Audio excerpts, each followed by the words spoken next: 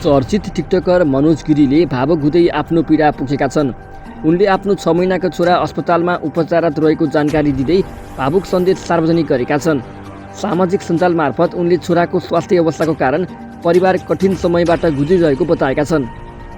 उनले आफ्नो छोराको शीघ्र स्वास्थ्य लाभको कामना गर्दिन सबैसँग आग्रह गरेका छन्। मनोजले लेखेका छन्, 6 महिनाको उमेर अनि भोलि फेरि दोस्रो पटक अपरेसन, थिएटरको चिसो ओछ्यान, पैसाको मिसो मिलाउन काठमाडौँबाट भरतपुर जाने क्रममा एयरपोर्टको टोयलेटमा छिरेर एक्लै धुरुधुरु रोए। बाहिर दुनियाँको अगाडि बलियो देखिनुपर्ने बाध्यता छ, तर भित्र मन च्यातेर टुक्रा टुक्रा भएको छ।